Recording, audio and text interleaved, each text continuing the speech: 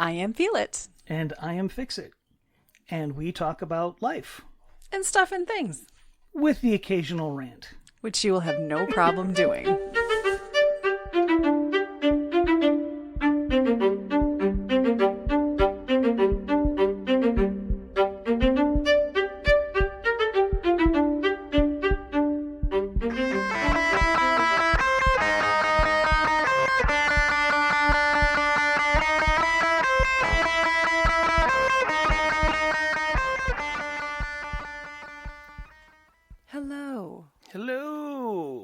Everybody today. Good morning, good afternoon, good evening, whatever it is for you. Is that what you say? Something like that. I don't know if I've ever said it the exact same way twice, but okay. Yeah, something like that. So whoever's listening, wherever and whenever, whatever you're having, hope it's a good one. Yes.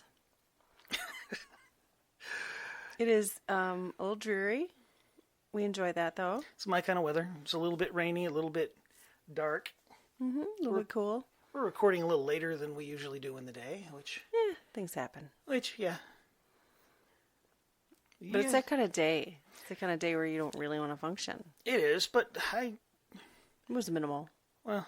Did what I had to do. I worked a 10-hour shift, and then I did brakes on the car and mowed the lawn, and... There was something else. The couch. The couch. We went and got the couch. Yeah. That was it, yeah. For the office I will be renting shortly. Very soon I will be completing that lease. So it was a productive day. Yeah.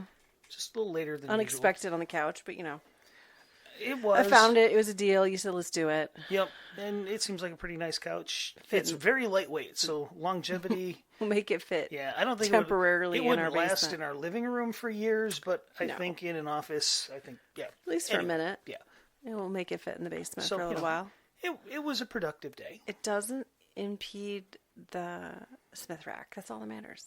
Yes, that's all that matters right now. Not at the moment. Because as of tomorrow, I can start working out again. I could have today, but I've made it my rule that I don't work out on Saturdays anymore. Mm-hmm. So, tomorrow. Yeah, good times. But the couch shouldn't have to be down there very long. No, just when you can start. Yeah, we'll move that out. I will find out more in a few days. Yeah, waiting on the state. It's always fun. I meant about the lease. The state that licensure's a different thing. Yeah. So you can get the lease, but until you get the license, to actually have it. I know. There's certain things I'd want to, go through certain steps, but I'm walking at faith at this point because I have no reason to believe there will be significant issues. No, it's just a waiting game for everything to move through all of the systems until it gets to you. Trying to enjoy my time, my little break. Enjoy it while you can. Adult as little as possible, all that stuff. But you told me you had something on your heart when I asked what you wanted to talk about. Yeah, it's something I've been thinking about lately. Apparently, if you wanted to do this late in the day, you must have been pretty keyed up on it. So I'll follow your lead. Well, for me, because I think this one really has more to do with you. Yes, and sort of. But we'll get into that. Sure. What was on your mind today, sir? Well, we're calling this one a buried wound. Episode 12, buried wound. A buried wound, or just buried wound. Like one of those the true crime show, Buried in the Backyard, like that. Yeah, not quite. Different, sort of. Different. Well, buried wound. Yes, there's certain injuries that they'll just heal. Certain things just heal. Mental and emotional? To a degree. I'm thinking is that what you're talking about? Yeah, but like physical wounds. Okay. Generally speaking, they're going to heal on their own. You leave them be, you give them an opportunity, and they'll heal. Basically, you leave it alone, and it'll heal. Normally. Emotional wounds, not so much. Their effect will lessen, often if you leave things alone, and it's not re-traumatized, I guess. Like a one-time blow up of some sort. Sprain or something like that. Well, I mean, like emotionally, it's like I'm sorry, we're going back and forth. Yes. Well, the emotional. A one-time thing. It's like you kind of it hurt your heart, but if it doesn't happen again and everything, it's like over time it'll lessen and lessen, and it will become a memory. It's not a. But there's other ones, like there's physical injuries, but this is more emotional and psychological and I guess spiritual kind of wound that not only does it not heal on its own, but a lot of times the people that are suffering from it don't even know they have it.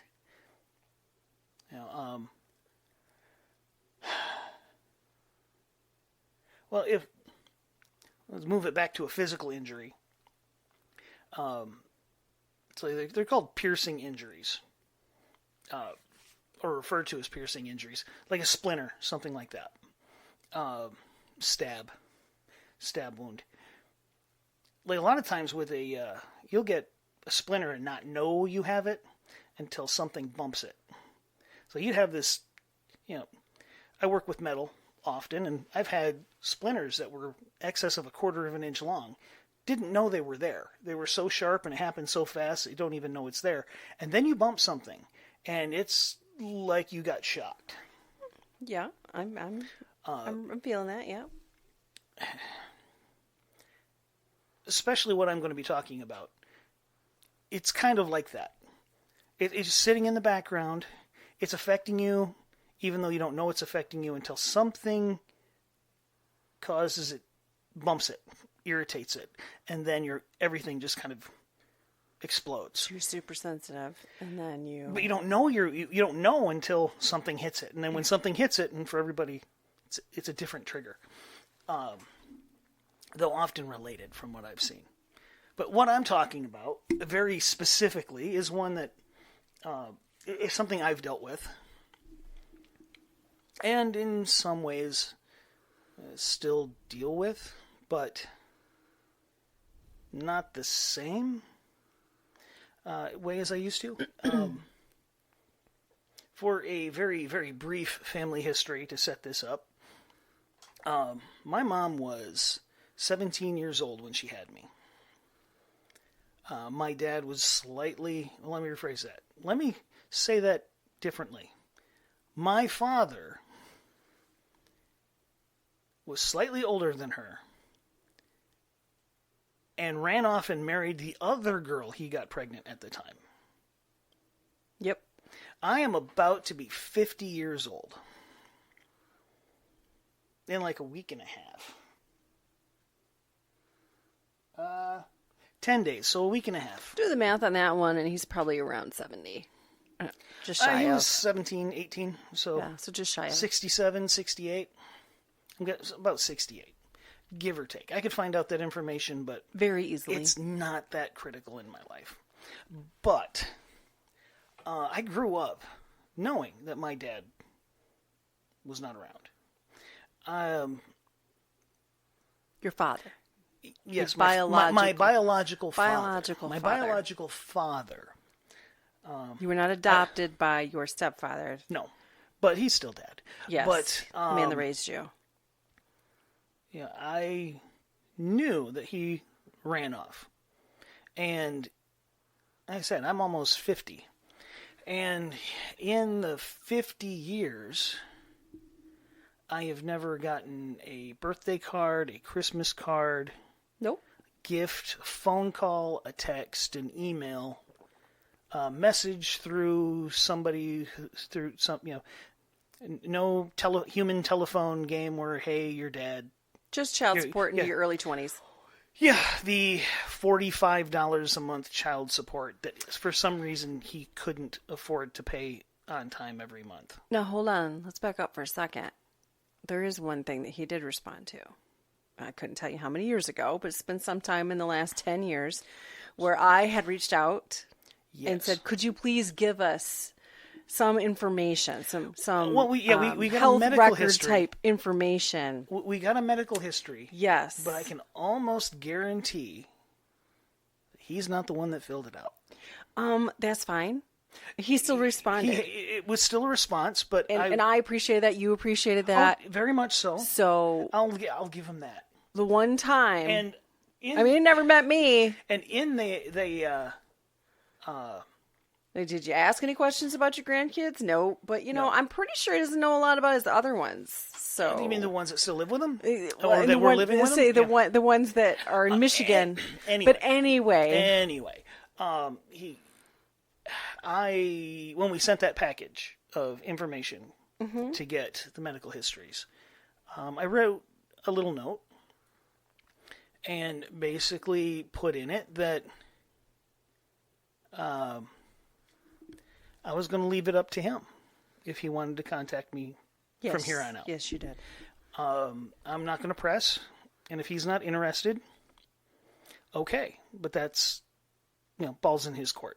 And that was years ago, and I still haven't heard a dang thing from him. So, that was growing up, it was kind of hard. I mean, because I often checked the mail, so I knew when the check showed up. And it wasn't every month. I was in my 20s before he finally got caught up. This wasn't electronic transfer days. No, this was a physical check for $45, which wasn't enough for school lunches for the month, let alone anything else. However, that's another thing entirely that's not really particularly relevant in this case. No, I did grow up with my stepdad. He married my mom when I was 3. Technically almost 3. They got married in April. My 3rd birthday was in June. And, but I didn't have a name for it. I knew that there were certain things that, I have had and still kind of do have a hair trigger of a temper. I mean, not like it used to be. No, not like it used to be. And not like I'd blow up all the time about everything. I mean, I still... You can become very passionate very quickly. Very passionate very quickly. This is true. And it still catches me off guard. Every once in a while, why is this a big thing? And frustration is still kind of a trigger. Again, that's... you don't feel more tired. That's the more ADHD kind of thing, because that's a pretty common thing where... like little frustrations just build up and we just blow off some steam for like 30 seconds that just seems completely disproportionate, and then now I'm good and I can just drive on. Okay, we're good. Not everybody can be just good, but I understand what you're saying. But you're very aware of your cycles. That's a not uncommon trait of correct of people in of my neurospicy that combination. Yep. But that's not exactly what I'm talking about. I'm going to sort of reference a book that was brought to my attention many, many years ago and put a name to stuff that I was dealing with. It's a book by John Eldridge called Wild at Heart. I think it's been... a new edition has been released. I'm not sure. Yeah, this is definitely not the same cover. We recently picked up a new copy. Because we're pretty sure we loaned out the one we used to own. The subtitle on that was Discovering the Secret of a Man's Soul. And in that, it talks about how to really foster and engage with the heart, the heart and the character and the drives that go along with healthy masculinity. But he also talks about something where when there is a lack of, to use a more common parlance, good, positive, healthy male role models. Mm-hmm. But more specifically, there's a section that talks about the father wound, which is, to a degree, is caused by absentee fathers, abandoning fathers, and that, emotionally unavailable. So yeah, physically unavailable. They can be right there with you and still not be engaged. There's different versions, and there's different depths, and there's different hurts. But in my version, the part that hit when I finally started putting a name to it, with some physical injuries, they won't heal until you deal with the thing that hurt you, like a metal splinter. That injury is not going to heal until you address the splinter. But you take the splinter out, and now it can begin. The process of healing can begin. With this, it's like I knew, to a degree, I knew that, my father abandoning my mother affected me. But it took me a while to understand how much and how deeply it affected me. Understandably so.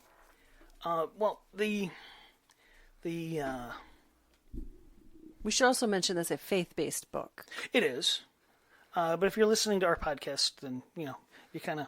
Shouldn't be shocked. That shouldn't be shocking. That's kind of where we're coming from. But the idea is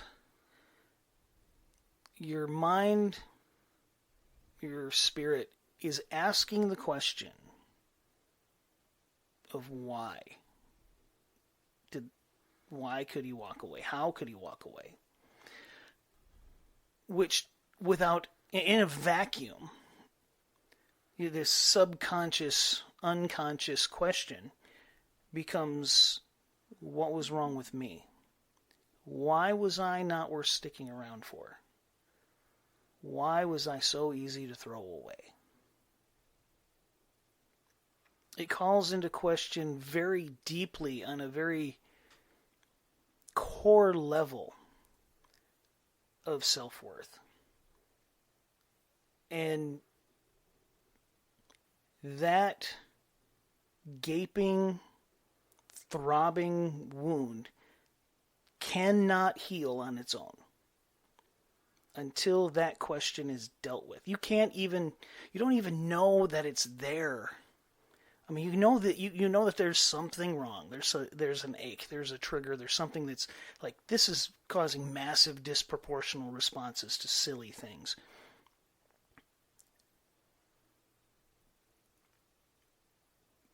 But you can't, until you put a name to it, until you understand the causation of that, you can't even begin to start healing that. And for me, I didn't have a name for it, but I saw a symptom of it that disgusted me. Every now and again, I think God gives us the blessing of seeing ourselves as other people see us. Mm-hmm. And depending on the situation, it's because he's pointing out something you shouldn't be. Now, for me, I've told you this story before, and I've shared it with people before. Not a lot of people, but, here we go. Our oldest child was very colicky. Mm-hmm. She would go from fine to screaming as if someone was actively stabbing her with a soldering iron. And it was just blood-curdling, just agonizing pain. And, there was not much we could do. I mean, we were trying everything. Changing the food and different positions and massages and medications, and we tried. I mean, heck, we even tried goat's milk to see if that helped. It just put that out there. It didn't help, but it was rank. Mm-hmm. But memories. And again, I've worked third shift forever, since '94. Mm-hmm. But it's like people that know me, I love babies. I get a little stupid with babies. It's like, and I'm perfectly happy with that. I don't care. You can think I'm goofy. I don't care. It's like, oh, you need a minute? Here, give me that little squish ball. I'll deal with them. You go do whatever. Oh, they'll be fine. I got it. But I think part of that's trying to enjoy babies because we didn't feel like we could really enjoy our first baby. I know we've talked about that. Well, yes, you enjoy babies, but there is that something. There were other things in my life, but I can tell you a good portion of one portion of why I really like babies is, to an extent, they're perfect. They're untainted. They're pure. They're innocent in the truest meanings of the word. And that's such a short-lived period of time. It is. And there's something about interacting with that. It's just, there's no ulterior motives. There's no forethought. There's no manipulation. It's just, like, if they're hungry, they cry. If they're tired, they sleep. If it's instinctive, pure, just is. So when you get them laughing, it's just pure, unadulterated, untainted joy. But, and I've had that, man, since I was tiny. I remember holding my little sister when she was born. I was 5. And I just remember just smiling because she did that tiny little thing. But she was, it was a long day, and I was tired. Back to referring to our daughter. Back to referring to this situation. And she was just in the midst of just a bad one. And then there were none when that pain hit her. It was never good, but there were some that were just awful. And it was awful for her. It was awful for everybody, but it was awful for her. She's just hurting. She doesn't know what's going on. We don't know what's going on. There's nothing you can do about it, and your heart's breaking because your child's in pain and you can't help. And something about that helplessness. Now, I understand it now. I understand it much, much better now. Was it rubbed on that, I'm not good enough. I'm not good enough to help. I'm not capable enough to help. And I was just in that, for a moment, was just absolutely furious. And I was just like, I'm a couple inches away from her face, just screaming at her. And I wasn't present, by the way. No, you weren't. I had to have been at work. And for a split second, it was like I was standing on the other side of the room and watching myself. And in that second, it was like, oh my gosh. That was just, like, what am I doing?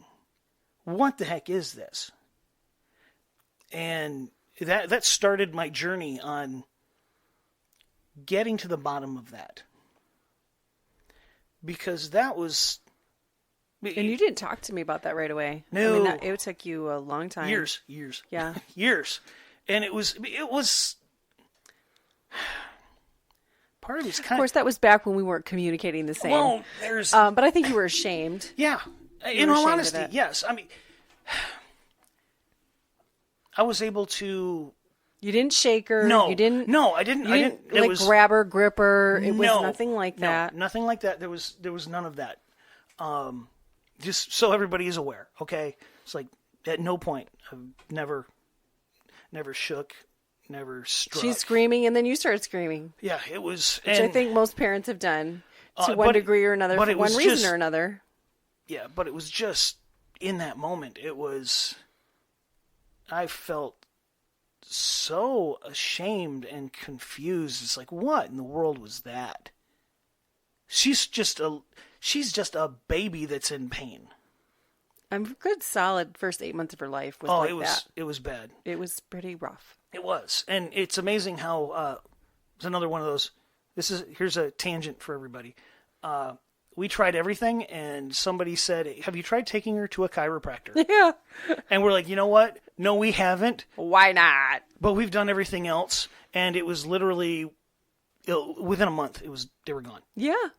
So it was a couple of weeks. I mean, I don't think it was a coincidence. And it was like suddenly, and of course the pediatrician was like, well, they grow out of it eventually. Yeah, I think that's what that was. Sure. I have no doubt that at some point she would have grown out of it, but it was pretty solid daily too. Yeah, we took her to the chiropractor, which is really weird seeing a baby get adjusted. But it was like, and what, and it's like just very quickly just stopped. And I'm like, why didn't somebody suggest this sooner? Because dang. But I think to a point, if it had happened sooner, I wouldn't have started down the journey that I did. That's right. A lot of people that are dealing with addiction, they don't really kick the habit or don't really start dealing with it until they hit that rock bottom moment where they're just... Sometimes sub-basement. Yeah. And it's like, and everybody's journey is different, and I'm not going to, it's like, if you're out there and you need help, by all means get help. If there are phone numbers, there are helplines, there are people out there that care. And by all means, reach out. It's like, heck, if all else fails, our email's on our page. Email us, and we'll help you find somebody. But resources. There are resources out there, and we want to make sure that people get what they need. Like my ultimate goal in life is to help everybody as much as possible in their journey become better versions of who they are and who they can be. But anyway, in terms of relating this to addiction, what are you saying? Well, it's sometimes you need to see the ugly side of yourself before you start dealing with it. And like I said, some injuries, until you deal with the root cause directly, you can't even start the healing process. Somebody stabs you, you can't start healing until you get the knife out. Sometimes you got to leave the knife in there for a little while. See, it's quite literal. When they tell you to leave the knife in, otherwise you're going to bleed out. You got to be at the prepared moment. Yeah. You need to then get care to not bleed out. Yes, and that kind of that kind of applies too. It does, because you can't always deal with things as soon as you'd like, simply because you're not ready. You don't have the tools necessary. And anyway, it's a bit of a tangent on that one. No, it makes sense though what you're saying. Well, and you can't really always appreciate depth, even if you're aware, like the father wound specifically. You can be aware that there's something that's wrong, right? Something that could be better, but it doesn't mean you're going to go through different stages in your life. Like you were saying, you knew young. Right, but your cognition changes as you age. That maturity comes, and experiences. You clearly having that very specific experience with your own child kind of brought more pieces together. Yeah, and looking back, especially now, there were times when I'd lose it. To one degree or another. I mean, I've typically been very good at keeping it contained where it needed to be, but it was not always well contained. But looking back, the things that triggered it were things that made me feel as if it questioned my value. It questioned my worth. And that irritated that initial wound, that underlying. It's like when you rock the foundation everything built on top of it shakes. And for people like me, and there are people around us, individuals around us. There's one guy I know specifically that his story very, very much parallels mine. Same kind of dad ran off, stepdad who provided and took care of, and it's like nobody's perfect, okay? And I'm never going to get down on people for not being perfect if they're truly giving it as good as they can do. Like my stepdad, not perfect. He did what he knew how to do. He did it as well as he could. And he came from his own generational mess. So he came from his own issues. And again, that's a different thing. It's a very different thing. I'm not bashing. But yet paralleled. But that parallel. And then there's another individual that we're dealing with, a young man who's dealing with his own thing where his dad's never been in the picture and never had and real he's got multiple generational issues going on with that. And I see that. I see the symptoms of that wound in all of them. If only you have that knowledge now, almost 50, looking at this 20-year-old young man, like, buddy. Yeah, yep. You need to draw. It's one of those. I'm not a counselor. I'm just a dude. Okay, I'm right. I may have read a lot. I'm not his counselor either. No. I'm not a counselor. I'm not a psychologist or anything like that. I'm just a guy that's read a lot, seen a lot, thought a lot, and conversed a lot. And incredibly insightful. Again, ADHD pattern recognition. It's a superpower. There is something to that. There is definitely something to that. But there's also so trying to speak into his life to try and help him see that and start dealing with it before it becomes an issue. I don't want... And that's a choice. That's a choice to a degree. But you can't feed steak to a baby. Until you choose, man. It's just going to keep coming at you. Yeah, but if he's not ready, there's so many other issues that are much more drastic in the moment that need to be dealt with. It's like you can't even get through the pile of manure to get to that one. Most people have that. Yes. You did as well. Yes. And I was going to say a moment ago, it's self-reflection. There's a huge difference there. You are able to be insightful and reflect and be honest. And sometimes, then to your addiction analogy, when you're in the depths of it, the denial is just unreal and it's hard to see through it. And unfortunately, that's where many people stay. And it's a hard choice to work through it. I can relate to being in some very dark places. But I've been lucky enough to be who I am, kind of programmed the way that I am, and to some extent hardwired the way that I am. It benefited me, and at the same time that it was benefiting me, it was also causing me issues. There's this young man that we're talking about. I've told him before, he asked the question of should he go to counseling? And I didn't miss a beat. Yes.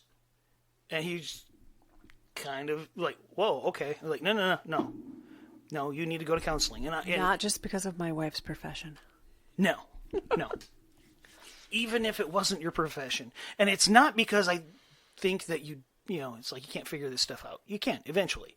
But if someone is focused in improving, they will find a way to improve.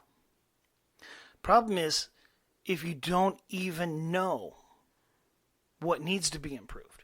But what I told him was his entire life has been survival. The habits and the patterns of thought and patterns of action that he developed to get to the point where he is now was all about survival. Survival is not improvement. All of those habits brought him to where he's at right now, which is awesome that he developed them. Even if they aren't necessarily healthiest or smartest or most helpful, they got him to the point where he could survive and function to now. But where he wants to be, those habits are holding him back. And the only way he's going to break those habits is to identify them, understand them, and learn new ways of coping. And a mentor can help with that. But a counselor's job is to take some more time digging into those. A mentor is more about helping you establish practical habits. Like, yeah, some accountability. Some accountability. It's like, it's more like personal. Financial management, or just it's more personal, even in relation. Whereas a professional can't always, like, they're not going to be able to, like, spill their story. No, bring all that in. But a mentor has its uses, but a counselor also, they have the ability. They have the not even necessarily abilities, not that anybody who has some knowledge can counsel, but there's some actual psychological education. There's psychological education, and there's understanding of how the mind builds itself into bad habits, and then how to break those habits and how to undo them and create better ones. But I think more importantly, understanding the why, because if you understand the why, then a lot of that takes care of itself.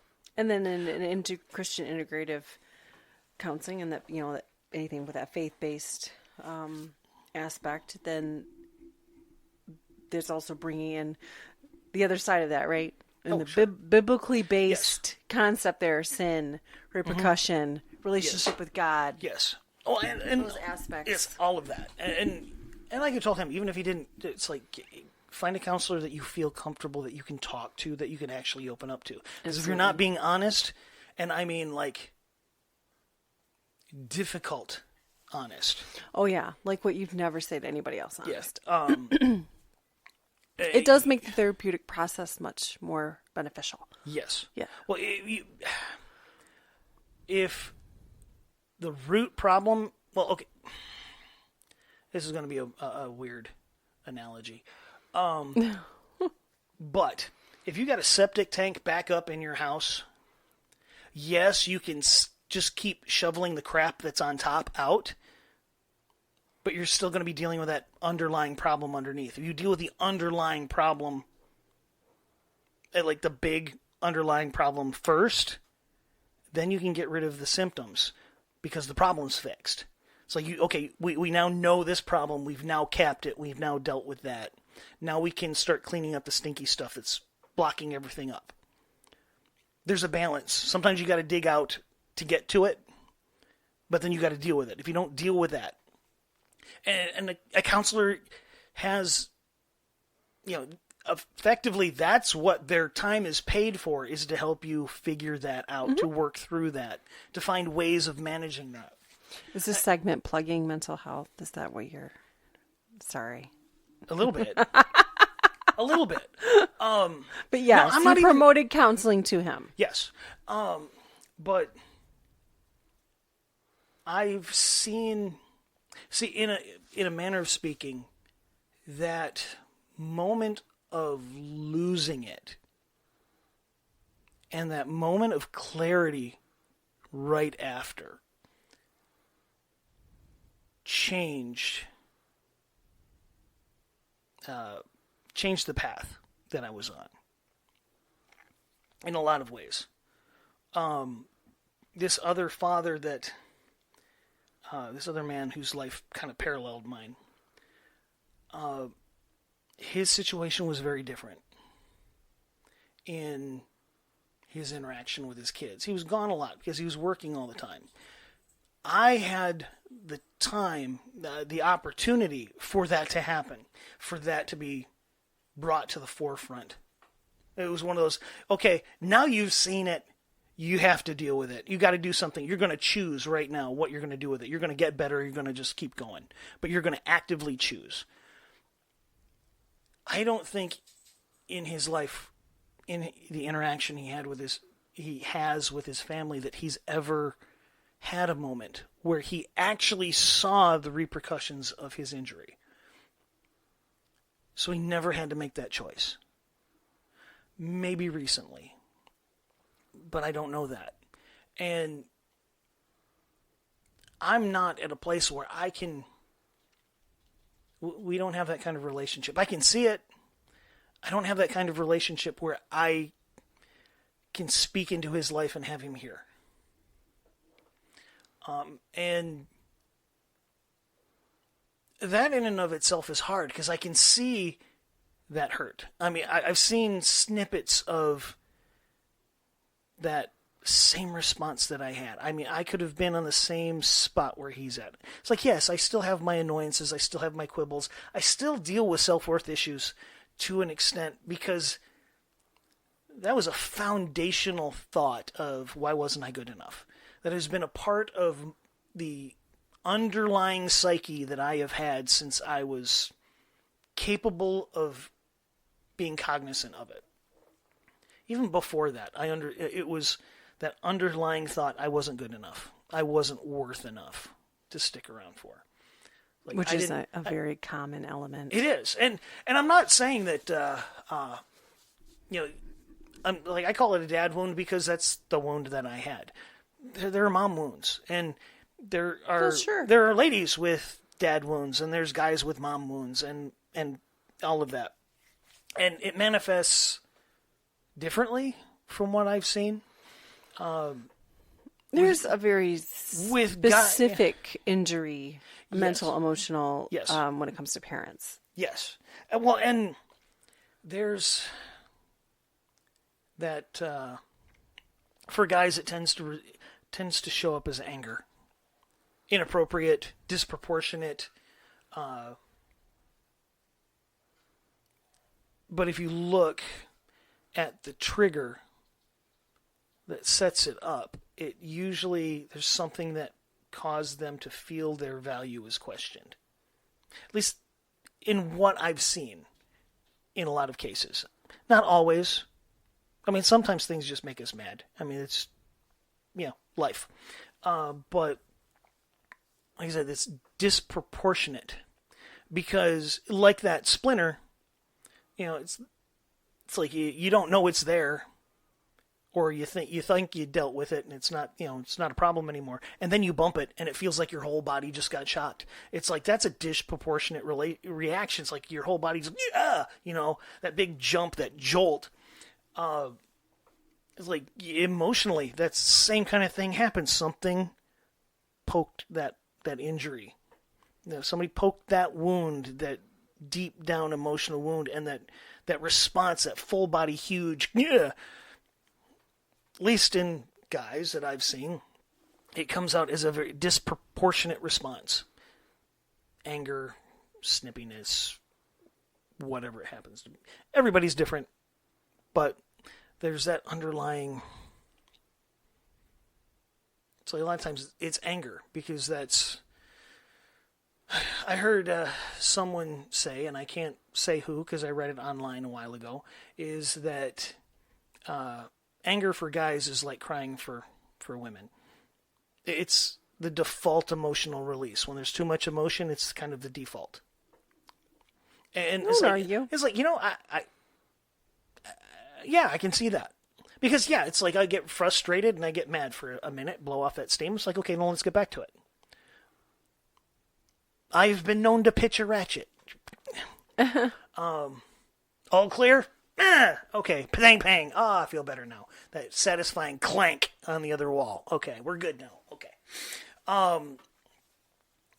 Because it happens, it's like you gotta vent that somehow sometimes.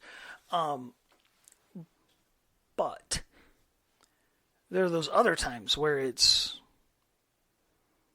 like you could kill somebody. I mean, there's that moment, you have that moment where you just, for that split second, that you just want to jump on them and see how many times it takes their head hitting the ground before something opens up. That's like, okay, where did that come from? Well, I can kind of tell you where that came from. How was your relationship with your father? How was your relationship with your mother? That person that's supposed to be there, that shows you how much you're valued, how much you're worth. Oh, your dad left right after you were born. That told you, through their actions, you're not worth sticking around for. And anytime anything questions your value, it triggers that response. It hits that button. It shoves that splinter just a little bit deeper down in your soul, and it just shows up as you blew up. Yes, and that, like you're saying, whether it be parent, we've been talking about it as a parent wound, but certainly other wounds in your life that haven't been sure. And I'm not saying it's processed properly, but often it does come down to like how you're raised, right? Yeah, that's and what creates your and responses and your thought processes. And in a lot of ways, your parents, especially the first couple of years of your life, your full comprehension of your value comes from how they valued you. yes. Even before when you're older and you try to develop your own concept of self-worth, for the most part, from what I've seen, it's so superficial. You tell yourself you're awesome. You tell yourself you're worth more than that. But your behavior, but their behavior doesn't show it. And then it's like, my parents split and I haven't seen my dad since I was 2. Oh, well, that actually kind of explains it. Might have something to do with It might have something to do with that. Then now you need to deal with that. Now, I'm not saying everybody that deals with that has the same kind of deep-seated wound. Because everybody responds differently. I mean, there's some fundamental probabilities, but that doesn't mean that everybody's response is exactly the same. The human psyche is way, way too complicated for absolutes. But there's likelihoods. Yes. Now, I think, I don't really have many memories of my mother talking about my actual father. I think she made a point of not talking about him. But she'd answered questions. I always knew that that my dad had left. That he took a look at me at the hospital, and that was, as far as she knows, it's the only time he ever saw me up until I was in my, 20? 20 yeah. or 21, the first and only time I've ever met the man. I believe you're, I don't think you were more than 21. I I'd have think it was stop still, and do the math. I think it was still living at home, so it was before we were married. Yeah, so, it was not. So I was 20. It was in the summer? 20, 21, maybe 22, maybe. Yeah, just stop and do the math. But, I could probably... That's a story in and of itself. I'll probably get into that sometime just because it's funny. You're 21. But yes, not now. We will not get into that story now. Not However. But it actually, at that point, honestly, I think that actually aggravated it to an extent. Oh, you aggravated your own wound? Well, yeah. What? Yes. Well, because I don't even know the number. It was like 5 other kids. And I've only met her once, but I have my biological father adopted a black girl. I have a black sister. I met her once. We really know, we don't know details. I don't know any details about it other than he adopted her. That he was able to leave the state and then and have adopt more kids and adopt kids. Yes. And he stuck around for all of those. Yes, all of the out-of-state children. And not only did he stick around for all of those... yourself and the 2 here in Michigan that you were aware of. Yes. That were close in age to you. Yes. But then... I have a brother that's slightly younger than me. 6 months. Yeah. And I have a half-sister that's... Within a few years. Yeah, a couple of years younger than me. And then there's the whole other family in another state. Well, and he married their mom. The ones here in Michigan. Yeah, the ones... Yeah, the story I heard was from their mom was her parents basically said, "You marry her or I kill you." And this was, back in the 74. 70s. Back in the 70s. Yeah, 1974. In terms of that father wound, I'm going to hop back over. So kind of what was on your heart and mind that made this, like, what, was there something specific that you were trying to convey today? Not really. I think it was more just talk about it. There was, like I said, we've got people around us that, I got a young man in particular that I'm really rooting for, no matter how much he screws up, and he has, because it's like his the things he learned, the habits he developed to survive till now are not going to make for a good relationship. It's actually two young men that we're aware of. One we're a little bit closer to in relationship than the other. Sure. That are going through very similar things. And Sure. again, that generational... Yeah, sure. Well, the one in particular, and it's like, again, we don't want to get into specifics because it's not our story to tell. So in generalities, but it's a pretty common thing. It's like bad home situation, dad's not in the picture. Never a real dad in the picture. It's just getting by, and now trying to grow up, trying to move on, trying to be... Well, you've already made some pretty big adult decisions. Yes. But here's he wants to be better, but at the same time, all of those habits, all of those things, they until they're dealt with. But it's like, I can see that, but that's... Okay, I'm not... You have to want it. You have to want it. And I don't... This is the thing. It doesn't matter how old you are. No. It doesn't matter exactly what your circumstances are. You have to want You have change. to want it. Yeah. And you have to be receptive to change and get out of this whole, like, I've got it under control, or, I know the best way, or this is just too much. I'll just keep doing this. Like, you've got to actually be open and I'm not, to effective change. Again, it's one of those, I'm not making excuses for the mistakes that he's made or the decisions that he's made. Or anybody that's kind of stuck in their own loop. Well, yeah, or even myself. It's like, not making excuses. If I my gosh, I'm stuck in my own loop. I mean, I'll never... it's like... Never deny it. I mean, I'm much better than I used to be. You strive to be better. Sometimes it's hard.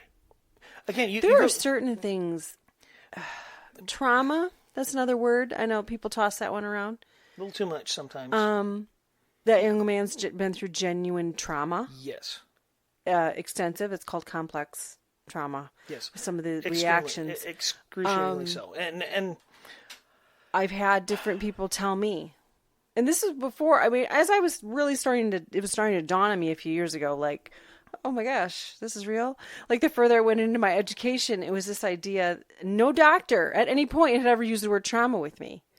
I was studying it and realized that people with chronic illness can fall into that category, yes. right? And then, of course, there are these studies that come out that, well, you have chronic illness because you experienced trauma, and then you just never learned how to adapt. Yeah. Well, I don't know if I would have ever classified what I dealt with to be that significant compared to somebody like this young man. Sure. But you know what? It doesn't mean that my body and my brain didn't view that, and my spirit didn't get whacked out, and then, like, the alignment, alignment was obliterated, and fast forward. Get knocked out of whack. Well, and some of those things have true validity to them. Oh, certainly. There's nothing to be benefited by comparing traumas. Just because you in situation A, and this other person is also in situation A, that might just be Tuesday. You're fine, no big deal. But for them, it could be a massively psychologically and emotionally traumatizing situation because of how they're hardwired. And it's very difficult. And because I have been through my own version. Sure. Specifically with my parents, in analyzing and processing, actually not long before my mother had passed, really realizing where some of her her issues had come from being sexually abused as a child. There were some stories in there. From being physically abused as a child. Just kind of putting it together, and then she passed not long after that, really. But even the conversations I tried to have with her didn't go anywhere. No. So then fast forward to my father passing, I had to reconcile. It took a long time. Oh, yeah. And it's not perfect. No. It's not perfect. It starts with a choice. Actually, it starts with acknowledgement and then a choice. Well, you have to know it's there. I think that's fortunately, it's like you can't fix something. You can't improve something if you don't even know it's there in the first place. You can't stay stuck in the I can do this on my own or I know the better way. You can't stay stuck in those attitudes and expect to get anywhere else. Yeah, I mean... And that's kind of what I find the most prominent. And not just I went through it too. I did go through it too. You went through it too. Sure. I've got a handle on this until you don't. Didn't. Yeah. And then until I didn't. Well, and I mean, I put a lot of things into like physical and like mechanical terms because it's I think in a lot of ways people can kind of relate. It's like I work in analogies a lot because a good analogy is really, it can cover a lot of ground really fast. Like I work with heavy industrial machines, electronics, hydraulics, mechanical aspects, robotics, all kinds of stuff. And I've got a good handle on my job. I'm quite literally a jack of all trades. I'm not a master of any of them, but I'm pretty good at all of them so far. Add some new equipment and I might have to relearn some stuff. But there's always that point on a big project. Well, not always, but there's often enough on a big issue where, okay, something's wrong and you're not making any headway. I'll call up one of my cohorts. Hey, I got this problem. And I need another set of eyes because I'm not seeing something. Or it's like I've taken it as far as I can on my own and it's still not right. I need somebody else over here. That in a lot of ways, it's like I'm all for self-reflection. It's like you can dig deeper in your head than anybody else can because you're not afraid of the question if you ask it, and you're not afraid of answering to yourself. If you're being honest. And there are so many books. I mean, I'm not saying go down the whole self-help thing, but there are so many different books and articles and sermons. There are so many things. Sermons and lectures that you can go down and do a lot of good, healthy, personal growth. Mm-hmm. But at some point, you need that other set of eyes. And you might not even know. You're just like, okay, I'm not making any headway. I need something's going on. Well, that's where you need another set of eyes. You need somebody with a different perspective. Heck, I had one at work. It's like very competent guy. Actually, two very competent people working on this job and not getting anywhere. Replaced a bunch of parts. Machine's still all jacked up. And I walked over and go, hey, you're missing 24 volts. Fix the problem in 5 minutes. Different set of eyes. It wasn't that they couldn't see it. It was because they'd spent so long looking at the problem that they were only looking at one aspect of the problem. They weren't looking at the other aspect of the problem, which was actually the root cause. Sometimes, as a person, especially if you're it's like, okay, this is my problem. I'm always late. Why am I always late? I know I'm always late. What the heck? Why is this? And you start dealing with your schedule. Well, what the real issue could be something else psychologically. Something else is holding you back, holding you up. But you're focusing on your clock instead of focusing on the reason that you don't have the drive to be on time. that's inconsequential for the most part thing, but sometimes you need that other person, that other set of eyes, that person that knows more than you about the topic you're dealing with, to go, oh, that's great. That's great. You're staring, you're focusing on the clock. But if you move your focus over here, if you deal with that, then the clock is irrelevant. So, I mean, by all means, I know a lot of people that are focused on, to have a focus for self-improvement in one form or another. But they can only focus on improving the things that they are truly aware of. When you start talking about parent wound, as you pointed out, I mean, that's paramount to who you are in so many ways. That's why you don't realize the literal shaping of a human life. Oh, yeah. That's what parenthood is. It's foundational. Those moments that you have as as a parent interacting with a small child become, if you build a skyscraper, the foundation, the taller the building gets, the more perfect that foundation has to be for everything to support itself. And the foundation's built years before you see anything else. Like, before your child is even capable of talking, you have built so much into them through your interactions up to that point that are going to last their lifetime. Yes. Well, what was it? Before the age of 6, they've had 90% of their education? I don't know statistics, but and to your analogy, I'm trying to think of something that makes some sense. But if you could imagine then a whole floor that maybe doesn't have enough studs, you just keep building up and building up, and maybe a few more floors up, another one doesn't have enough studs. It's like, well, if you didn't put the footers in the middle of the house, it's like, the floor's sagging. Well, of course the floor's sagging. It's like everything's all leaning towards the center. Well, you didn't. That part of the foundation's wrong. Yes, but you get it. You get it. So,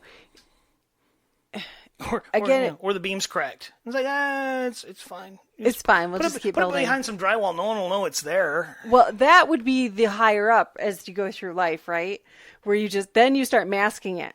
Yeah. No, I got you. Yep. But you don't realize that gravity when you're raising children. Especially the younger you are. Well, especially when you're really young, you're just trying to not kill them. Yep, the younger you are. You're terrified of every moment because it's like, I don't know what I'm doing. If you already have your own issues that you're not even like aware of in terms of like anxiety. That's a very, very common issue with parenting is the anxiety that will overtake. So let's just say you probably had that before, but then men and women, becoming a parent just exacerbates it. It just blows it up. Well, or even, well, if you want to find out exactly how not perfect you are, get married. And if that didn't point out enough, have kids. Sure. Yeah, makes sense. It's like, because all of your flaws become magnified because your spouse becomes a magnifying glass. And then your kids become a microscope.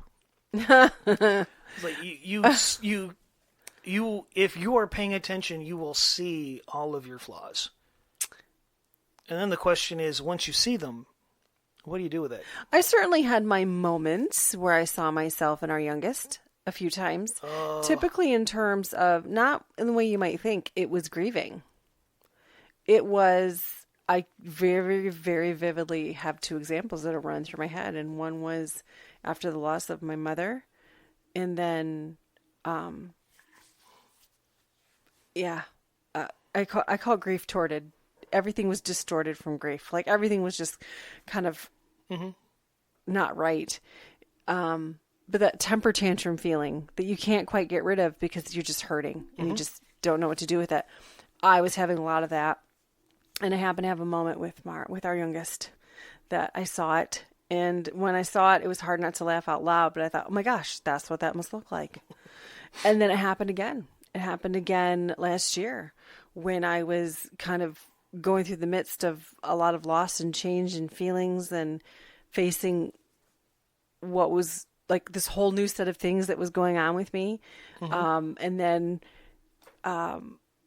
just, yeah, lots of bad things at the same time. And she was going through some bad things at the same time. She was going through some grief with some relationships, and she was older. Now fast forward years and she's older. So she's going through her things. I'm going through mine at the same time. And I did have that moment where I thought, that's what that looks like. But I can say this to you because I'm literally going through it right now. And you are older. You can hear me. You can actually understand what I'm saying to you. That this is what you are going through. And it is okay that you feel completely out of it. Those were not conversations I ever had with my mother. No. Ever. Or my father. At any point. Well, was I given any real direction on the idea that it was okay to have feelings? In fact, it was stuff them down as fast as you can, as best as you can. And we're just going to pretend they're not there, because if you don't talk about it, it's not real. It wasn't even a beach ball thing. It was like, no, you're going to mud mask, 5 layers of drywall. Just make sure that nobody ever sees that. Yeah. Bottle it up. Don't talk about it. What we're going to do is bottle up those feelings and push them down until they manifest as a mental illness. That is 100% how I was raised. Yes. I mean, yes. So I had a lot of my own things to overcome. Well, and becoming a parent. And I think part of that, though, is I think part of the growth is when you start seeing those things in yourself that you need to heal. Absolutely. But again, you have to be willing to see it that way. And then you look at your parents and realize they never healed from that. No. I see that now. Yes. I see that hurt that I'm going through right now. They got the exact, like your mom with everything that she went through, your dad with everything that he went through, everything that my mom went through. I mean, I've heard so many stories over the years. Anyway, I don't not understand, okay? I did know the stories. I was too ignorant to understand. Fair enough. Until I had to live a little bit more life. Well, you lived a little bit more life, and then you can go back and go, you know what? Yeah. Now I get it. And it's outside of professional education. Yes. It is like, oh, now I get it. And oh my goodness, do I see some generational things in there too? Yes. And do I see elements of my mother in her older sister? And I joke about it all the time. Okay. Oh, yeah. And we joke about it. Yes. Because I just tell her, well, didn't she learn it from you? You're the older one. And she laughs. But it's true. It is true that those things, they have to be dealt with effectively if you are going to heal. Yes. That is not a linear process. It's not a sudden thing. It's work. It's intentionality. It's sometimes lifelong. Yes. Depending on, and it's the complexity of it that matters too. Sure. Well, and here's, I guess, my hot take, I guess. A person may never truly heal. Like, again, speaking from self, the father wound, I may always have that snippet in the background. It may never fully heal. At best, I think it'll always have a scar. That'll give me a twinge once in a while. But I think, and this is where I sometimes lean towards a behavioralist sort of mentality with psychology, because sometimes the behavior is what matters. I understand fixing the root cause of the behavior is good, but sometimes just focus on the behavior, and because in a manner of speaking, that's what matters a good chunk of the time. But once you understand that hurt, that injury, that weak point, that soft spot, that raw, pulsating thing, once you understand that it's there, you become responsible for not passing it on. That's true. So people have asked me, like, I've got a coworker just had their third child. I have another coworker who's talking about having kids. And And you're way over here. Oh yeah, yeah. And like I'm on the tail end of that. It's like we're talking grandkids. The next one's grandkids. Okay. The next stage, not currently. Not currently, but the next stage in life for me is grandpa. Okay. But they asked, it's like, okay, how long you been on third? It's like, well, since '94, so 30 years. Like, well, how'd that work with your kids? This is how it worked with my kids. I came home from work, they got up, I played with them on the floor, I watched cartoons with them, I drew with them, I napped with them. And they knew every day if something went down, Dad's on the other side of that door. They knew I was there for them. I hug them every time I see them. I tell them I love them as much as I possibly can. When they have something important in their life, I show up. When they have something silly in their life, I do my best to show up. Because it's like I worked a schedule and went to school with a schedule that we did our best to make that work. Yes. Well, and there was a time where we didn't see each other much. That still happens once in a while. I'm doing my best to make sure that doesn't happen. Well, it's from here on out. That's kind of our priority. Well, it's right a bit now. of a different. We're in different phase of life. We're in a different phase, but that doesn't mean that our relationship isn't important. As important as it was back then. No. But I will say, it's funny that you point that out. There's phases and there's priorities. We talked about that where I in my life. In my upbringing, my parents didn't see each other, and it was no big deal. So then we get married. Yeah, but they didn't like each other. I know, right? But I didn't know the difference, right? So then when we get married, and you're just like, well, isn't it just supposed to be like this? Are you just like never supposed to see each other, and that's just supposed to be life? And I kind of bought into that, and I didn't have a lot of frame of reference with my friends and family because we all came from crap. Well, and okay, admittedly, third shift and second shift, nothing good is going to happen. You're never going to see each other ever. Fair enough. It's terrible. But your point with their children, then it wasn't even really a discussion, even still, except that we knew that third was easier monetarily. Yes, no daycare. And we could still make it work. Yes, and we did. No, and so I'm not saying made that the priority. It was, and I'm not saying people got to do that. I'm just saying. You make work what is a priority. It was a priority for me to have my children know who I was. Yes, it was. And you did a phenomenal job with that. I hope I did well. That's by the grace of God, I did okay. And even homeschooling them, you were a big part of that too. Yes. I mean, that wasn't Math it wasn't all me. Math and science. It was.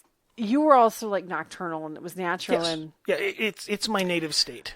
I think, and we have talked about this on and off over the years, but it is relevant to this, that was so much more important to you because of your upbringing, because you didn't have that. I mean, you knew you had the dad that cared about you, raised you, did his best.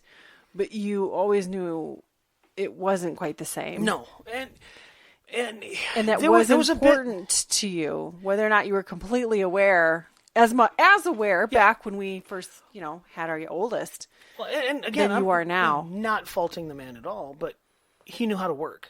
Yes, that was the thing. He knew how to work. He worked a lot. He worked a lot, and he worked swing shifts, so his shift was always wonky. So honestly, didn't see him that much. I saw him on the weekends most of the time. And even then, he'd be sometimes working 7 days for stretches of time. Which you did that too. I have. You've had to do that too, especially when you took a new job when we left Northern Michigan. Yeah, you do what you got to do to take care of your family. Well, we knew that wasn't going to be a long term. No, but oh my goodness, no. But I still did my best to make a point. I am not going to pass that along to them. Yes, I am not going to. They're never going to be able to say that my dad didn't love me, that my dad wasn't there for me.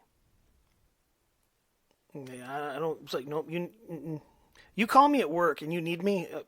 Forget work. No, their trauma will be for me. We've already had that episode. Their trauma will be for me. Oh no, I got my own. They already have therapists that they sit and talk to about, and sure. For me, no, it's one of those. I can tell you, I'm not perfect. I guarantee I've screwed up, But the injury that I knew I had, I knew I wasn't going to pass along. And I guess that's kind of my entire point with it, bringing this whole thing up, was somebody out there is listening and they hear something that sounds familiar. Dig into it. Like I said, Absolutely. The book Wild at Heart, you can get it on Amazon or Barnes & Noble, preferably. Go to the store, say hi, get a coffee, buy a book. A physical store. Yes. But Wild at Heart, John Eldridge. It's speaking to fathers, but father-son interactions, but it talks about that and how to deal, to an extent, how it affects you and how you can start dealing with it. If you're a lady with a similar kind of parental wound, that self-worth, absenteeism, all of that baloney. If it resonates, you owe it to yourself, you owe it to the people around you, you owe it to your kids. Your life will get monumentally better. Your mental health will get monumentally better. Your future will improve. It can. It hurts to get through it, but when you get there, you will be so thankful that you did. It takes a little bit of soul work. Just saying. Just my 2 cents. I want to put it out there. Yeah. It's like if I can't help somebody, then I kind of feel bad.